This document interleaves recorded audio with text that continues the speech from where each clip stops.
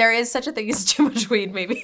Welcome back to my channel. I am Miranda Ordóñez. This is Highly Mindful, and today we are talking about finding a therapist that is right for you. This is a problem that so many people experience because finding the right therapist can be stressful, can be time-consuming, can be expensive, can be just like frustrating overall. I completely get it.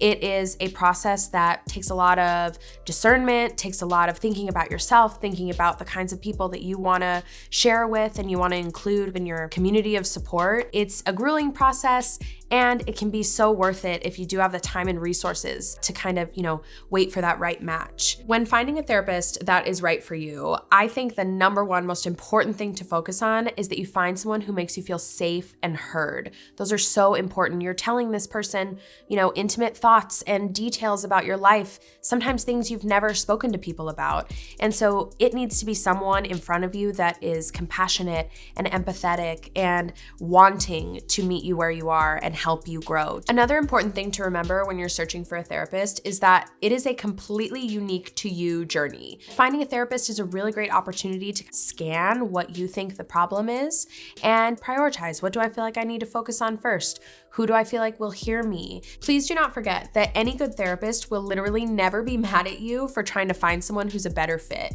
If they're extra helpful, they'll help you find someone who's a better fit. Just don't feel like you're ever hurting a therapist's feelings or a counselor's feelings by deciding to try someone else. Wherever you are on the continuum of searching for a therapist is completely valid. If you have no idea what you're looking for and you just need to pick somebody who's close to you and who's taking new patients, start there. That is 100% okay, and it means you are out there looking for a way to grow in your situation. If you are on the opposite side of the spectrum and you know exactly what you want, you know exactly which ethnicity you want your therapist to be, or what part of town or what type of licensure they have, that is okay too. You can be as general or as specific as you want to be during this time, and there will be someone out there who wants to help you. After some time in therapy, I think you can feel if your therapist is vibing with you, if you guys have a good therapeutic relationship, if you're feeling a little bit challenged and heard. I do think it's important, obviously, for some pushback, or else why would you be there?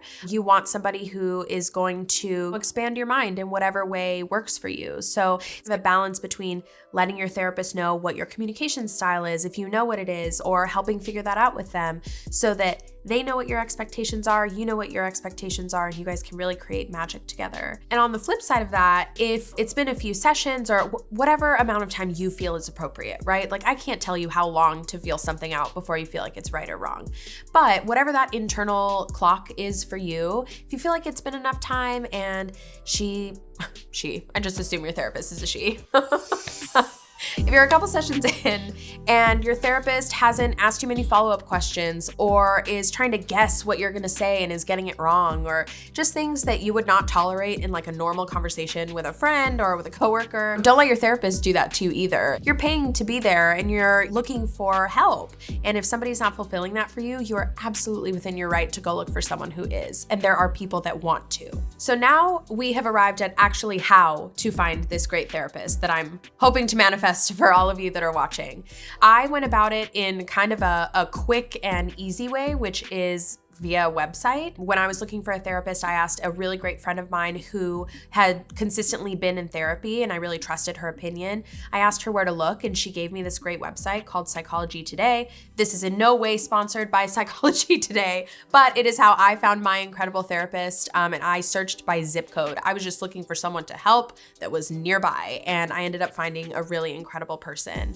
So I definitely recommend that. I also recommend the National Queer and Trans Therapists of Color Network for anybody who is queer, trans, and a person of color and looking for a therapist who is also in those categories.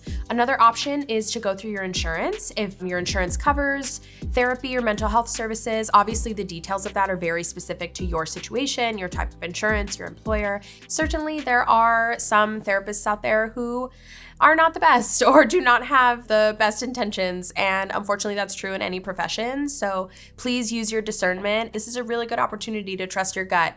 And if you don't feel right with somebody, go to someone else. And if you feel great about someone, then sing their praises. So maybe other people can find help through that network as well. I could go on and on about therapy and my therapist and becoming a therapist, and I will have plenty of videos covering all of that. So obviously if you want to see them, you have to subscribe.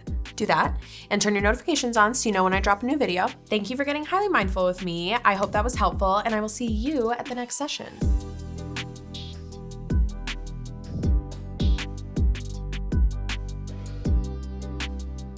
I hope that was helpful, and no.